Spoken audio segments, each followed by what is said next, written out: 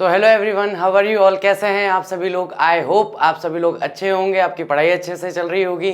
तो आज हम जिस टॉपिक को डिस्कस करने वाले हैं उस टॉपिक का नाम है कॉन्टिन्यूअस टेंस। और कॉन्टिन्यूअस टेंस में हम लोग आज देखने वाले हैं प्रेजेंट कॉन्टिन्यूअस टेंस को। पास्ट कॉन्टिन्यूअस टेंस का हम लोग डिस्कशन अपने लास्ट लेक्चर में कर चुके हैं। तो प्रेजेंट कॉन्टिन्यूअस टेंस का मतलब क्या है? वर्तमान में जब कोई कार्य जारी हो या निरंतरता की अवस्था में हो, प्रोग्रेशन में अगर चल रहा हो, तो वहां पर हम प्रेजेंट कॉन्टिन्यूअस टेंस मानते हैं। इसे कई बार प्रेजेंट प्रोग्रेसिव टेंस भी कह दिया जाता है, जहां वर्तमान में कार्य का जारी होना दिखाई देता है। ठीक है, तो इस समय को सबसे ज्यादा महत्व दिया जाएगा। Right now, at this time, at this point, ये सारी की सारी चीजें बताती है अभी, इस वक्त को। तो जहां पर वाक्य में आप अभी या इस वक्त को दर्शाना चाहें, वहां पर आप प्रेजेंट कॉन्टिन्यूअस टेंस का इस्तेमाल कर सकते हैं। जैसे अभी आप लोग क्या कर रहे हैं, उसको बताने के लिए आप कौन से टेंस में वाक्य बनाएंगे?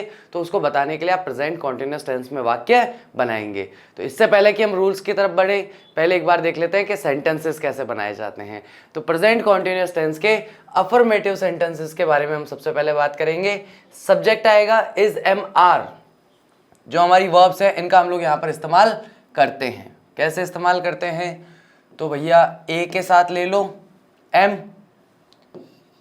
बी, सी और ई के साथ ले लो आर, और डी के साथ ले लो इज। ठीक है, इस तरीके से इज, एम, आर को हम लोग यहां पर डिफाइन कर सकते हैं कि आई के साथ एम का यूज किया जाता है। ही, शी, इट कोई नाउन हो, सिंगुलर नाउन, तो उसके साथ में इज का प्रयोग किया जाएगा। इसके अलावा अगर वी आ जाए, यू आ जाए, दे आ जाए, या फिर कोई प्लूरल नाउन आ जाए, वहां हम किसका इस्तेमाल करते हैं? आर का इस्तेमाल हम वहां पर करते हैं। ठीक है गाइस, तो तीनों को लेकर के एक एक सेंटेंस बना लेते हैं। तो सबसे पहले मैं ले लेता हूं राम, दूसरा मैं ले लेता हूं आई, और तीसरा मैं ले लेता हूं यू। ठीक है, तो राम इस समय क्या कर रहा है, मैं इस समय क्या कर रहा हूं, और आप इस समय क्या कर रहे हैं, उसको देखते हुए हम वाक्य बनाते हैं। ठीक है, तो राम के साथ में हम लगा देंगे इज। राम इज क्या कर रहा है? खेल रहा है। क्या खेल रहा है? तो चेस खेल रहा है। राइट। मैं क्या कर रहा हूं? तो मैं पढ़ा रहा हूं। टीच के आगे मैंने क्या लगा दिया? आईएनजी, क्योंकि वर्ब की फर्स्ट फॉर्म के साथ आईएनजी का इस्तेमाल मुझे यहां पर करना है। तो क्या बन गया? आई एम टीचिंग। क्या पढ़ा रहा हूं मैं? इंग्लिश पढ़ा रहा हूं। लास्ट हमारा आता है यू। आप लोग क्या कर रहे हो? तो यू के साथ आ जाएगा आर। क्या काम कर रहे हो आप लोग? लर्निंग का काम कर रहे हो, पढ़ रहे हो। क्या पढ़ रहे हो आप लोग? इंग्लिश पढ़ रहे हो। राइट और रॉन्ग? सही है ना? तो Ram is playing chess, I am teaching English, you are learning English. ये तीनों के तीनों कार्य इसी वक्त पर, इसी समय पर हो रहे हैं। राइट और रॉन्ग? राइट नाउ ये सारे काम चल रहे हैं। जारी होने की क्या परिभाषा है? ऐसा कोई कार्य जो प्रारंभ हो गया हो और जब तक वाक्य, जिस बिंदु पर वाक्य बन रहा है, तब तक समाप्त ना हुआ हो। तो अभी से 2-3 मिनट, 4 मिनट पहले मैं आपको इंग्लिश पढ़ाना शुरू कर चुका हूं, और अभी जिस समय वाक्य बना रहा हूं उस समय तक कार्य समाप्त नहीं हुआ है। यही हमारी कॉन्टिन्यूटी की परिभाषा बनती है, और इसी के अनुसार हम वाक्यों का निर्माण करते हैं। तो अनुभवी विद्यार्थी हमारे क्या करेंगे? वीडियो को पॉज करेंगे, और बाकी तीनों जो इसके सेंटेंस हैं, नेगेटिव है, नेगेटिव के बाद में आपका सेंटेंस आ जाएगा इंटरोगेटिव, इंटरोगेटिव के बाद में आ जाएगा इंटरोगेटिव नेगेटिव। ये तीनों वाक्य वीडियो पॉज करके बना लो, और उसके बाद में फिर आप क्रॉस चेक कर पाओगे कि वाक्य में कोई कहीं गड़बड़ तो नहीं हुई है। मैं बना रहा हूं Ram, I, U, is, M, R. Not को किया copy paste, as it is, not की जगह नॉट लिख लिया। वर्ब की फर्स्ट फॉर्म प्लस आईएनजी लगाना है तो सेम चल जाएगा। प्लेइंग, टीचिंग और लर्निंग चेस इंग्लिश और इंग्लिश। इस तरीके से हम नकारात्मक वाक्य बना सकते हैं। पढ़ने में कैसे आएंगे? Ram is not playing chess. Ram, अभी इस वक्त की बात हो रही है, तो राम चेस नहीं खेल रहा है। I am not teaching English, मैं इंग्लिश नहीं पढ़ा रहा हूं। You are not learning English, आप इंग्लिश नहीं पढ़ रहे हैं। इसको दर्शाने के लिए हम इस तरीके से वाक्य का निर्माण कर सकते हैं। अगला हमारा जो आता है इंटेरोगेटिव। इंटेरोगेटिव को कैसे बनाएंगे? तो सब्जेक्ट हमें कहाँ लिखना है? सब्जेक्ट के नीचे लिखना है। तो यहाँ पे आ गया हमारा राम, यहाँ आ गया हमारा आई, यहाँ आ गया हमारा यू। राम के अकॉर्डिंग लगाया तो इज, आई के अकॉर्डिंग लगाया तो एम, यू के अकॉर्डिंग लगाया तो आर। उसके बाद वर्ब की फर्स्ट फॉर्म प्लस आईएनजी में यहाँ हमें आ गया प्लेइंग, यहाँ हमें मिल गया टीचिंग और यहां हमें मिल गया लर्निंग। ओके, और ऑब्जेक्ट में वापस सेम आ जाएगा। यहां पे आ जाएगा हमारा चेस, यहां आ जाएगा इंग्लिश और यहां भी आ जाएगा हमारा इंग्लिश। लास्ट में question mark and question mark, right. तो इस तरीके से हम वाक्य का निर्माण कर सकते हैं। किस रूप में? प्रश्नवाचक के रूप में, यानी कि जब वर्तमान में होने वाले किसी कार्य पर प्रश्न पूछा जाता है तो उस प्रश्न को पूछने का तरीका जो है वो ये रहेगा, इज राम प्लेइंग चेस, क्या राम चेस खेल रहा है? एम आई टीचिंग इंग्लिश, क्या मैं इंग्लिश पढ़ा रहा हूं? आर यू लर्निंग इंग्लिश, क्या आप इंग्लिश पढ़ रहे हैं? इस तरीके से हम इन वाक्यों को बना सकते हैं। सेम हम वापस से वही रिपीट करेंगे, राम, आई और यू। राम के अकॉर्डिंग इज, आई के अकॉर्डिंग एम, यू के अकॉर्डिंग आर। आगे नॉट हो जाएगा हमारा copy paste, not, not and not. Verb की फर्स्ट फॉर्म प्लस आईएनजी में हम लोग क्या लिख लेंगे? यहां पे प्लेइंग,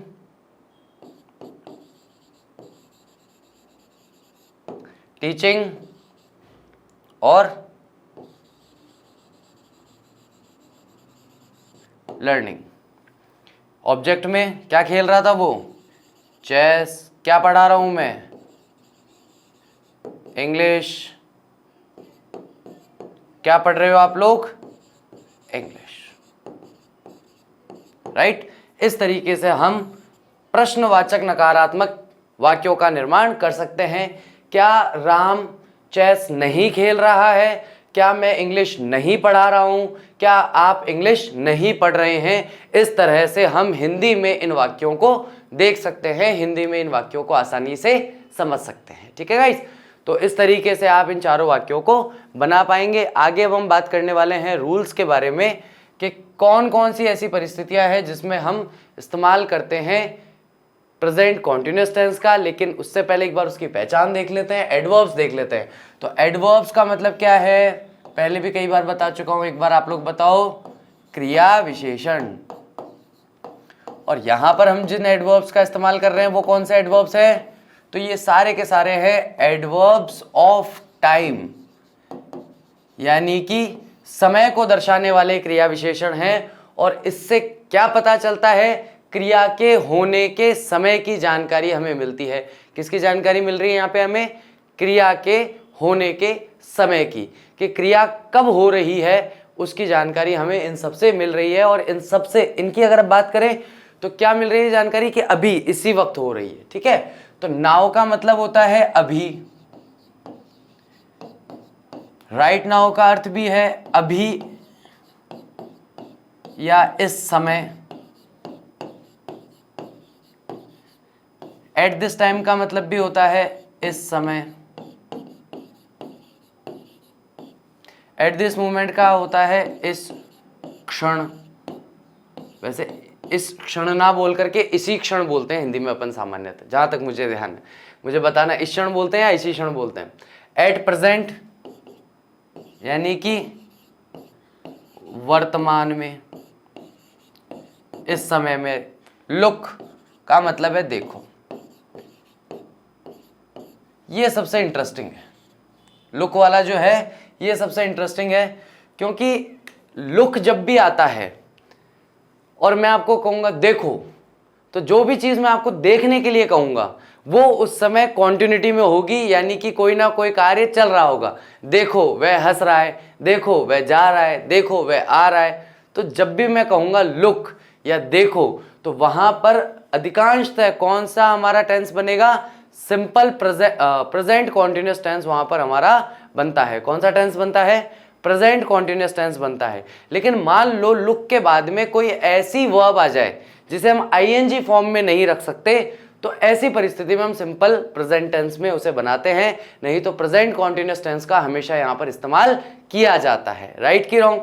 अब मान लीजिए तो यहां पे हमारा वाक्य बन जाता है, देखिए एक बार, लुक शी डैश इट, और यहां पर मुझे डैश जो भरना है वो एडमिट के अकॉर्डिंग भरना है। किसके अकॉर्डिंग भरना है? एडमिट के अकॉर्डिंग, यानी किसी भी बात को स्वीकार करने के अकॉर्डिंग। तो यहां पर एडमिट शब्द जो है वो उसके आगे आईएनजी लग करके एडमिटिंग तो होगा नहीं, तो यहां पर मुझे इसको किस में रखना पड़ेगा? प्रेजेंट टेंस में रखना पड़ेगा। और मैं यहां पे क्या कह दूंगा? शी एडमिट्स इट, वह इसे स्वीकार करती है ना। तो यहां पे लुक होने की वजह से तो हमारा दिमाग कहेगा कि भैया कौन सा टेंस कर दो?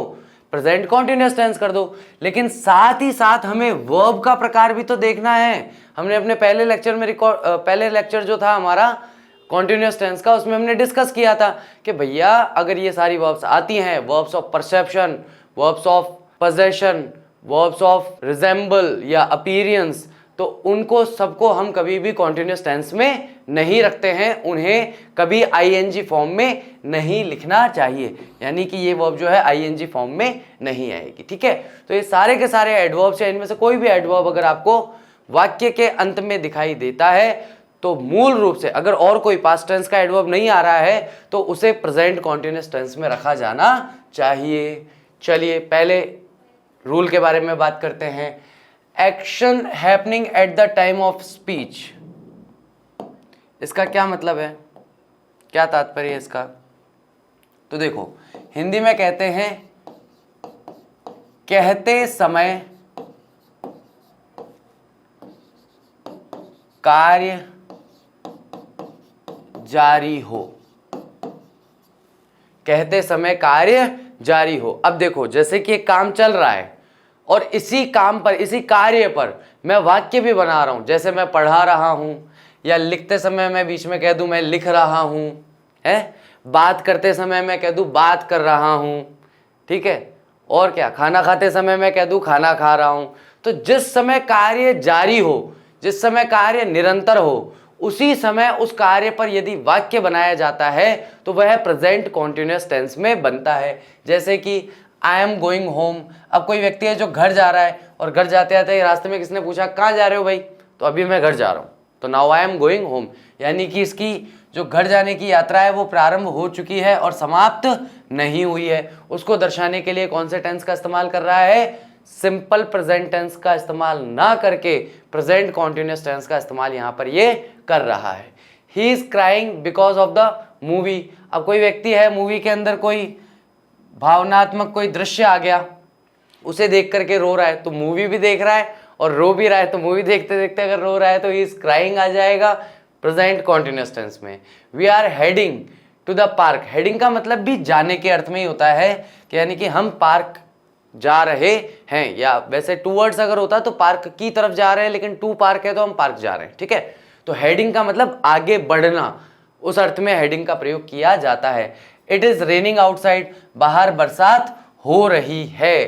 ठीक है गाइस, तो इट इज रेनिंग आउटसाइड के अंदर एक क्वेश्चन मैं आप लोगों के लिए लेके आया हूं, फिर से आपका रिसर्च बेस्ड क्वेश्चन ये होने वाला है।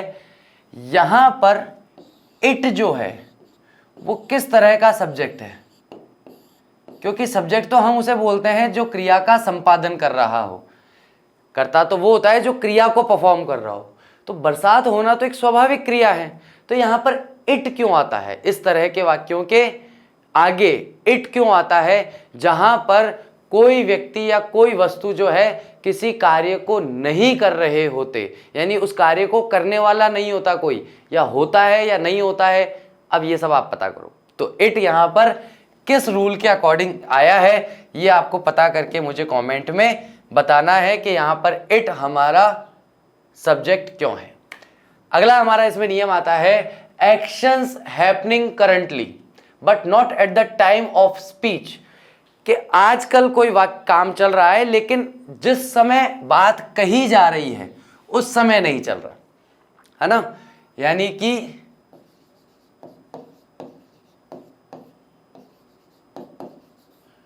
कोई कार्य जारी हो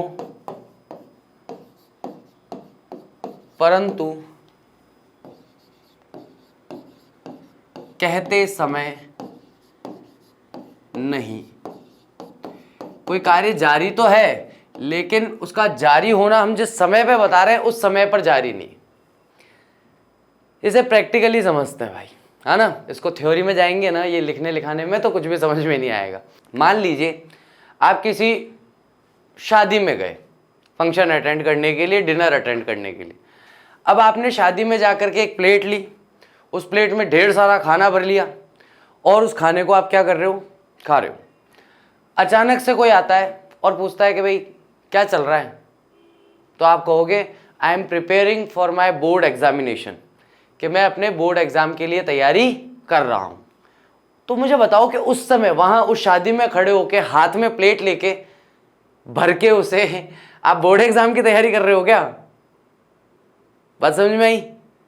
मुझसे अगर कोई पूछेगा शाम को आजकल क्या कर रहे हो, मैं आजकल लर्न एंड शेयर के साथ में वीडियोस रिकॉर्ड कर रहा हूँ, है ऑनलाइन टीचिंग कर रहा हूँ, यूट्यूब पे पढ़ा रहा हूँ।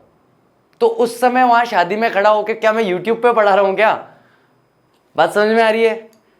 ये डिफरेंस है अभी इसी वक्त का वर्सेस इन दिनों। तो ऐसा कोई कार्य जो अभी इस वक्त चल रहा है वो तो प्रेजेंट कॉन्टिन्यूअस टेंस है ही, लेकिन जो कार्य इन दिनों में निरंतर चल रहा है, कॉन्टिन्यूटी में चल रहा है, वो भी प्रेजेंट कॉन्टिन्यूअस टेंस में आएगा। इंग्लिश में इसके लिए देखने को मिल जाता है now a days, in these days. ठीक है, इस प्रकार से हम इन्हें कह सकते हैं कि भाई आजकल क्या कर रहे हो, आजकल मैं ये काम कर रहा हूं। अब भले वो काम आप उस समय जिस समय आप वाक्य बना रहे हो उस समय कर रहे हो या नहीं कर रहे हो, कोई फर्क नहीं पड़ता, क्योंकि नाउ डेज या इन दीज डेज जो है ये आपको इन दिनों में आप क्या कर रहे हो, कौन सा कार्य निरंतरता में है। अभी मैं अपने स्पोर्ट्स की तैयारी कर रहा हूं, अभी मैं अपने जिम्नास्ट की तैयारी कर रहा हूं, अभी मैं एनसीसी के लिए प्रिपेयर कर रहा हूं, अभी मैं बोर्ड एग्जाम के लिए प्रिपेयर कर रहा हूं। जो भी आप इन दिनों में कर रहे हैं उस बात को भी प्रेजेंट कॉन्टिन्यूअस टेंस में बताया जा सकता है। John is working in telemarketing, तो जॉन जो है टेलीमार्केटिंग में काम कर रहा है, लेकिन यही बात अगर ये रात को 10 बजे किसी को बता रहा है तो उस समय क्या टेलीमार्केटिंग में काम कर रहा है क्या? उस समय तो नहीं कर रहा। उस समय क्या कर रहा है ये? उस समय तो घर पे बैठा है, डिनर ले रहा है अपने फ्रेंड्स फैमिली के साथ और बताता है कि भाई जॉन जो है वो टेलीमार्केटिंग में काम कर रहा है। तो उस समय वो काम कर रहा है क्या? नहीं।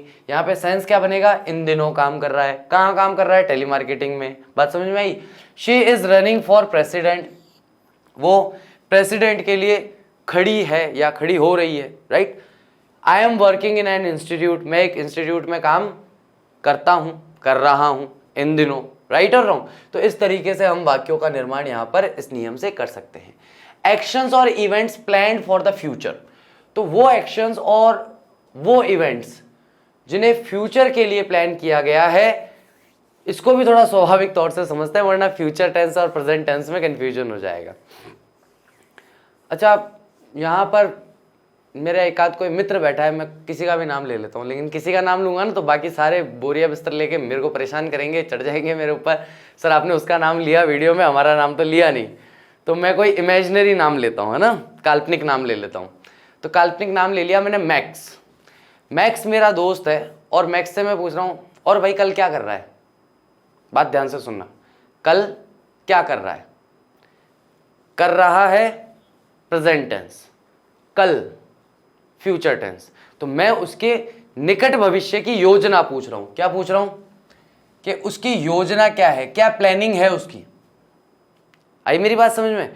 तो जब भी हम अपनी भविष्य की योजना बताते हैं या भविष्य की कोई प्लानिंग बताते हैं, तो उसे बताने के लिए प्रेजेंट कॉन्टिन्यूअस टेंस का इस्तेमाल किया जा सकता है। कल तो मैं जयपुर जा रहा हूं, यानी कल की मेरी योजना क्या है, जयपुर जाने की योजना है, राइट। तो किसी ने कहा कल क्या कर रहा है, अगले हफ्ते क्या कर रहा है, यार अगले हफ्ते तो मैं अपने एग्जाम के लिए प्रिपेयर कर रहा हूं।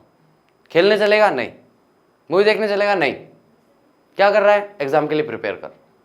नेक्स्ट वीक मैं क्या कर रहा हूं, एग्जाम के लिए प्रिपेयर कर रहा हूं। ये मेरी प्लानिंग है जो मैंने आज ही तय कर लिया है, और अगले हफ्ते ये कार्य जारी होगा या ये कार्य मैं कर रहा हूंगा, उसको बताने के लिए मैंने कौन से टेंस का इस्तेमाल कर लिया, प्रेजेंट कॉन्टिन्यूअस टेंस का इस्तेमाल कर लिया, क्योंकि वो काम निश्चित है, होने वाला है।